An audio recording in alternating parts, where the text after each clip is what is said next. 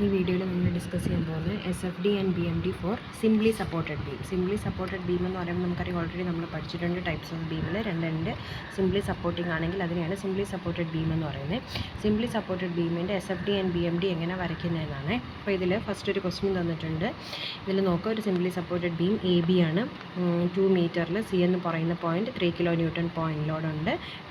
എയിൽ നിന്ന് 4 കിലോമീറ്റേഴ്സിൽ, അതായത് CD 2 മീറ്റർ കഴിയുമ്പോൾ ഡിയിലൊരു 6 kN ഉണ്ട്. ഈ ഡിസ്റ്റൻസ് 2 മീറ്റേഴ്സാണ്. അപ്പോൾ ഇതിൽ SFD ആൻഡ് BMD എങ്ങനെ വരയ്ക്കണം? അപ്പോൾ അതിൽ ഫസ്റ്റ് സ്റ്റെപ്പിൽ നമ്മൾ ചെയ്യുന്നതെന്ന് പറഞ്ഞാൽ ആദ്യമേ റിയാക്ഷൻസ് കണ്ടുപിടിക്കണം. റിയാക്ഷൻസ് കണ്ടുപിടിക്കാൻ ഓൾറെഡി നമ്മൾ ഫസ്റ്റ് സെമസ്റ്ററിൽ എഞ്ചിനീയറിംഗ് മെക്കാനിക്സിൽ ചെയ്ത കൊണ്ട് തന്നെ ആദ്യം എന്ത് ചെയ്യുക, റിയാക്ഷൻസ് കണ്ടുപിടിക്കുക. അപ്പോൾ റിയാക്ഷൻസ് കണ്ടുപിടിക്കാൻ നമുക്കറിയാം ഇങ്ങനെ. ആദ്യം റിയാക്ഷൻസ് കണ്ടുപിടിക്കാൻ ഇക്വിലിബ്രിയം ഇക്വേഷൻസ് അപ്ലൈ ചെയ്യുക. ഏതൊക്കെയാണ് നമ്മുടെ equilibrium equation? First equilibrium equation sigma Fx is equal to 0, sigma Fy is equal to 0 and sigma M is equal to 0. Moment about any support is equal to 0 എടുക്കുമ്പോൾ നമുക്ക് equilibrium equations form ചെയ്യാൻ പറ്റും. അപ്പോൾ അതിൽ first equilibrium equation sum of horizontal forces x ഡയറക്ഷനിലെ forces is equal to 0. ഈ question നോക്കിക്കുക, ഇതിനകത്ത് എവിടെയെങ്കിലും ഹൊറിസോണ്ടൽ ഫോഴ്സസ് ഉണ്ടോ? ഉള്ളതെല്ലാം വെർട്ടിക്കൽ ഫോഴ്സസ് ആണ്. അപ്പോൾ ഹൊറിസോണ്ടൽ ഫോഴ്സ് ഉണ്ടെങ്കിൽ മാത്രം first equilibrium equation sigma Fx is equal to 0 എടുത്താൽ മതി. അപ്പോൾ ഇവിടെ ഹൊറിസോണ്ടൽ ഫോഴ്സസ് ഒന്നും തന്നെ ഇല്ല. ഹൊറിസോണ്ടൽ ഫോഴ്സ് വരുന്ന എപ്പോഴാണെന്ന് ചോദിച്ചാൽ, സിംപ്ലി സപ്പോർട്ടഡ് ബീമിൽ തന്നെ ഒരു ഇൻക്ലൈൻഡ് ലോഡ് ഉണ്ടെങ്കിൽ, സപ്പോസ് ഇവിടെ ഒരു 30 ഡിഗ്രി ഇൻക്ലൈനിൽ ഒരു 10 kN ലോഡ് ഉണ്ടെങ്കിൽ, ഈ 10നെ നമുക്ക് എന്ത് ചെയ്യാം, രണ്ടായിട്ട് റിസോൾവ് ചെയ്യാം. ഒരു ഹൊറിസോണ്ടൽ കമ്പോണൻറ്റും ഒരു വെർട്ടിക്കൽ കമ്പോണൻറ്റും. 10 cos 30യും 10 sin 30. ഇങ്ങനെ ഇൻക്ലൈൻഡ് ലോഡ് വന്നാൽ ഇതിനെ രണ്ടായിട്ട് റിസോൾവ് ചെയ്യാൻ നമുക്കറിയാം. അപ്പോൾ ഇൻക്ലൈൻഡ് ആയിട്ട് വരുമ്പോൾ റിസോൾവ് ചെയ്യുമ്പോൾ ഒരു ഹൊറിസോണ്ടൽ കമ്പോണൻറ്റ് വരും. അപ്പോഴാണ് നിങ്ങൾ എന്ത് ചെയ്യേണ്ടത്, ഈ sigma Fx is equal to 0 എടുക്കേണ്ടത്. അപ്പോൾ ഈ ക്വസ്റ്റ്യനകത്ത് ഇൻക്ലൈൻഡ് ലോഡിലെല്ലാം വെർട്ടിക്കൽ ലോഡ്സ് മാത്രമാണ്. സോ എന്ത് ചെയ്താൽ മതി, first sigma Fx is equal to 0 എടുക്കേണ്ട, sigma Fy is equal to 0. Vertical ഫോഴ്സസിൻ്റെ സം എന്തായിട്ട് എടുക്കുക, 0 ആയിട്ട് എടുക്കുക. അപ്പോൾ ഫസ്റ്റ് സ്റ്റെപ്പിൽ എന്താ കണ്ടുപിടിക്കേണ്ടത്, റിയാക്ഷൻസ് കണ്ടുപിടിക്കണം. First equilibrium equation sigma Fy is equal to 0 എടുക്കുക. എക്സ് എടുക്കേണ്ട, എക്സ് ഡയറക്ഷനിൽ ഫോഴ്സസ് ഇല്ലാത്തതുകൊണ്ട്.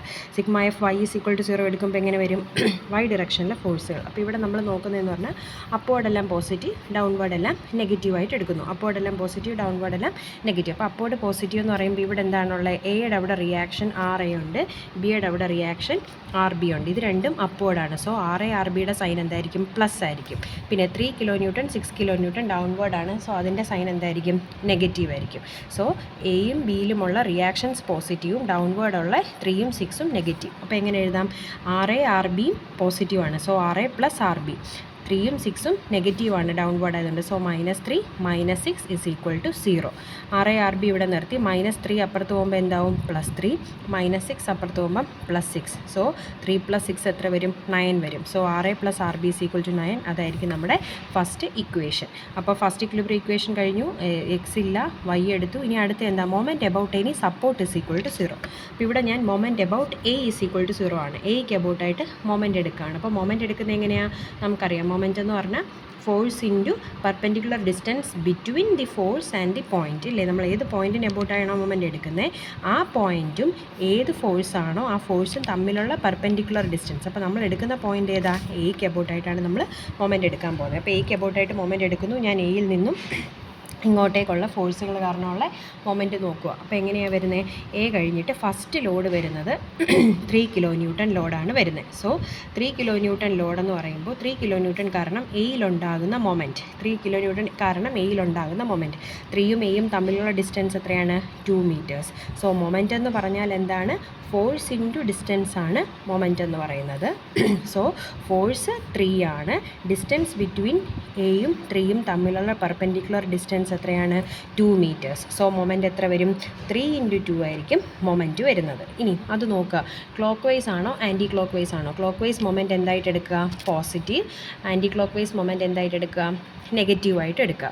അപ്പോൾ ഇത് 3 kN ഡൗൺവേർഡാണ്. നമുക്ക് എങ്ങോട്ടേക്കാണ് റൊട്ടേറ്റ് ചെയ്യേണ്ടത്, എയിലേക്കാണ് റൊട്ടേറ്റ് ചെയ്യേണ്ടത്. സോ 3 kN ഡൗൺവേർഡ് ഉള്ളത് എയിലേക്ക് റൊട്ടേറ്റ് ചെയ്യുമ്പോൾ അതിൻ്റെ ഡയറക്ഷൻ എന്താണ്, ക്ലോക്ക് വൈസ്. സോ ഇതിൻ്റെ സൈൻ എന്തായിരിക്കും, പോസിറ്റീവ് ആയിരിക്കും. അതായത് 3 × 2 എന്ന് പറയുന്ന മൊമെൻറ്റ് എന്തായിരിക്കും, പോസിറ്റീവ് ആയിരിക്കും. ഇനി നെക്സ്റ്റ് അടുത്ത എന്താ, നെക്സ്റ്റ് ഫോഴ്സ് ഏതാ വരുന്നത്? 6 കിലോ ന്യൂട്ടൺ. ഡൗൺവേർഡായിട്ട് 6 കിലോ ന്യൂട്ടൺ. 6ഉം എയും തമ്മിലുള്ള ഡിസ്റ്റൻസ്, 6ഉം എയും തമ്മിലുള്ള ഡിസ്റ്റൻസ് എത്രയാണ്? 2 + 2 4. അതായത് എ ഡി എന്ന് പറയുന്ന ഡിസ്റ്റൻസ് 4 ആണ്.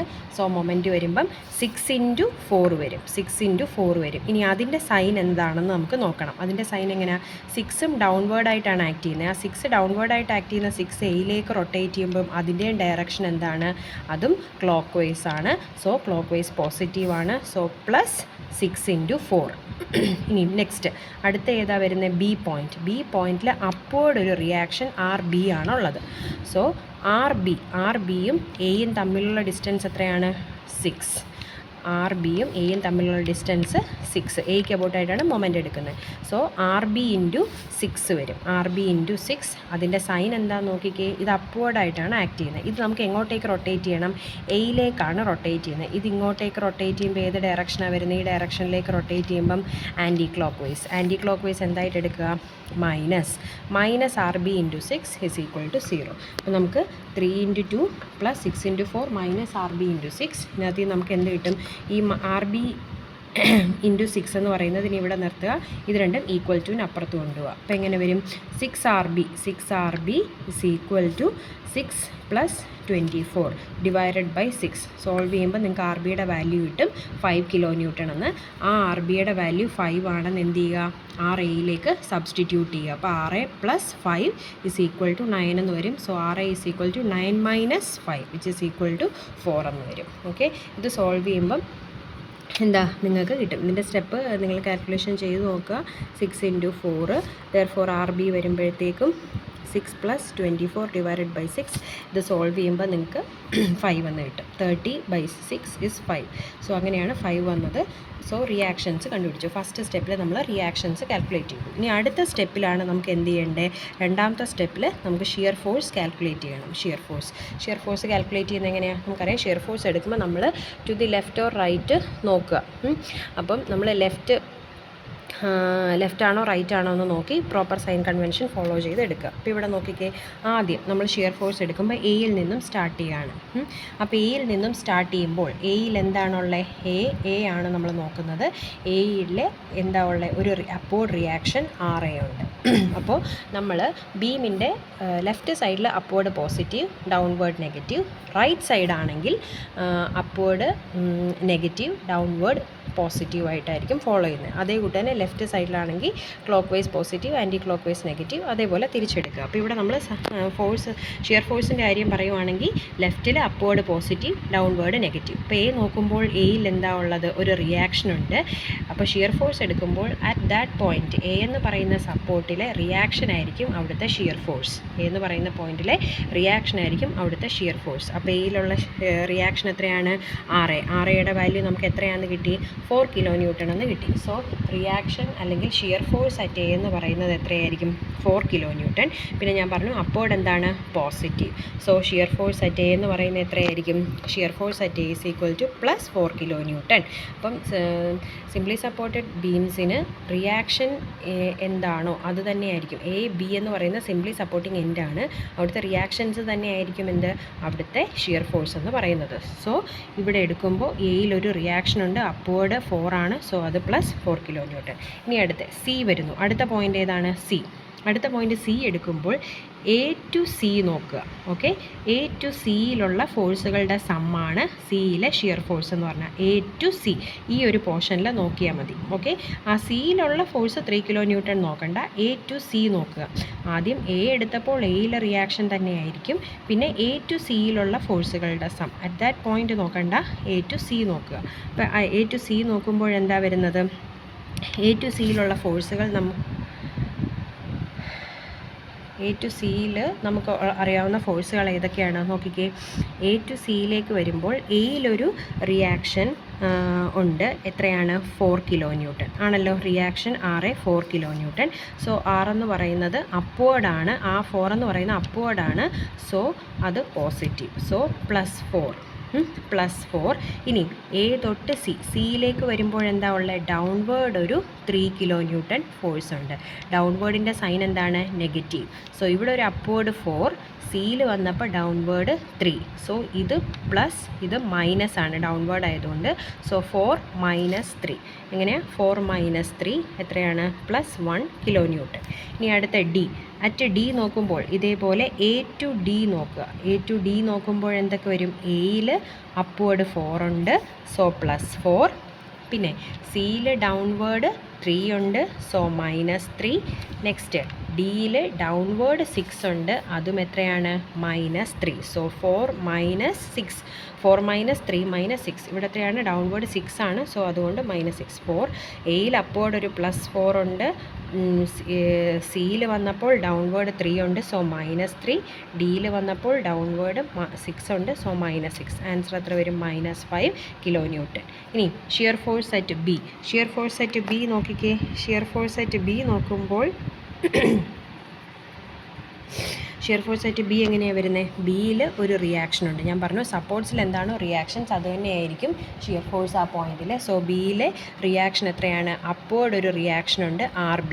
ഇവിടെ നമ്മൾ ബീമിൻ്റെ ലെഫ്റ്റ് സൈഡിൽ അപ്വേർഡ് പോസിറ്റീവായിട്ടാണ് എടുത്തത്. ബി എന്ന് പറഞ്ഞാൽ ബീമിൻ്റെ റൈറ്റ് സൈഡാണ്. അപ്പോൾ ഇവിടെ ഫോളോ ചെയ്തത് ഏതാണോ അതിൻ്റെ ഓപ്പോസിറ്റ് സൈൻ കൺവെൻഷൻ വേണം ഇവിടെ ഫോളോ ചെയ്യാൻ. സോ ബിയിൽ ഇവിടെ അപ്വേർഡ് പോസിറ്റീവ് എടുത്തുകൊണ്ട് ബിയിൽ എന്തായിട്ട് എടുക്കുക? അപ്വേർഡ് നെഗറ്റീവായിട്ട് എടുക്കുക. സോ എത്ര വരും? -5 kN ആയിരിക്കും അവിടുത്തെ റിയാക്ഷൻ ഷിയർ ഫോഴ്സ് വരുന്നത്. ഇനി നമുക്ക് എന്ത് ചെയ്യാം? ഷിയർ ഫോഴ്സ് ഡയഗ്രാം വരയ്ക്കാം. ഷിയർ ഫോഴ്സ് ഡയഗ്രാം വരയ്ക്കുമ്പോൾ ശ്രദ്ധിക്കേണ്ടത് ഈ പോയിൻറ്റ്സിൽ വരുന്ന ആ ഡിക്രീസ് ഓർ ഇൻക്രീസ് അത് നമ്മൾ കാണിക്കണം. അപ്പോൾ ആദ്യം നമുക്ക് എയിൽ എത്രയാണ് കിട്ടിയത്? Shear force at A +4 kN. അപ്പോൾ നമ്മൾ എന്ത് ചെയ്തു? ബേസ് ലൈൻ വരച്ചു. ബേസ് ലൈനിൽ നിന്ന് മുകളിലേക്ക് +4 ആയതുകൊണ്ട് ബേസ് ലൈനിന് മുകളിലേക്ക് 4 മാർക്ക് ചെയ്തു. ഇവിടുന്ന് ഇങ്ങോട്ടേക്ക് 4 kN. ഓക്കെ. ഇനി ഇവിടെ 4 kN അവിടുന്ന് സ്ട്രെയിറ്റ് ആയിട്ട് എന്ത് ചെയ്യുക? നെക്സ്റ്റ് സി പോയിന്റിലേക്ക് ജോയിൻ ചെയ്യുക. കാരണം എന്താ? എ ടു സി നോക്കാമെങ്കിൽ അവിടെ വേറെ റിയാക്ഷൻസോ ലോഡുകളോ ഒന്നുമില്ല. അതുകൊണ്ട് സ്ട്രെയിറ്റ് ലൈനായിട്ട് ജോയിൻ ചെയ്തു. 4ൽ നിന്നും സ്ട്രെയിറ്റ് ആയിട്ട് സി വരെ 4 ജോയിൻ ചെയ്യുക. വേറെ ലോഡൊന്നും ഇല്ലാത്തത് കൊണ്ട് സ്ട്രെയിറ്റ് ലൈൻ. ഇനി സിയിൽ 4 വരെ നമ്മൾ സ്ട്രെയിറ്റ് വന്ന് നിൽക്കുക. ഇനി അവിടെ നിന്ന് എന്തുണ്ട്? ഡൗൺവേർഡ് ആയിട്ടൊരു 3 kN ഉണ്ട്. സോ 4ൽ നിന്നും എന്ത് ഡിക്രീസ് ചെയ്തു? 4 - 3 ഡിക്രീസ് ചെയ്തു. 4 - 3 ഡിക്രീസ് ചെയ്തു. ഈ ഡിക്രീസ് ചെയ്ത് 3 ആണ്. അപ്പോൾ ഇവിടുത്തെ വാല്യൂ എത്ര വരും? 1 kN. 1 kN. 3 കുറഞ്ഞു. 4 - 3 എത്രയാണ്? 1 kN വന്ന് നിൽക്കുകയാണ് നമ്മൾ.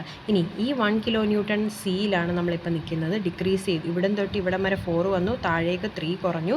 പിന്നെ എഗെയിൻ സി ടു ഡിയിൽ ലോഡ് വല്ലതും ഉണ്ടോ? ഇല്ല. സോ എഗെയിൻ നമ്മൾ എന്ത് ചെയ്തു? സ്ട്രെയിറ്റ് ലൈൻ വെച്ച് ജോയിൻ ചെയ്തു. ദെൻ സ്ട്രെയിറ്റ് ലൈൻ വെച്ച് ജോയിൻ ചെയ്തു. ഇവിടെ നമ്മളിപ്പോൾ 1ലാണ് നിൽക്കുന്നത്. ഓൾറെഡി എത്രയാണ് നമ്മൾ നിൽക്കുന്നത്? 1 kN ലോഡ്. ഇവിടെ എത്രയാണ്?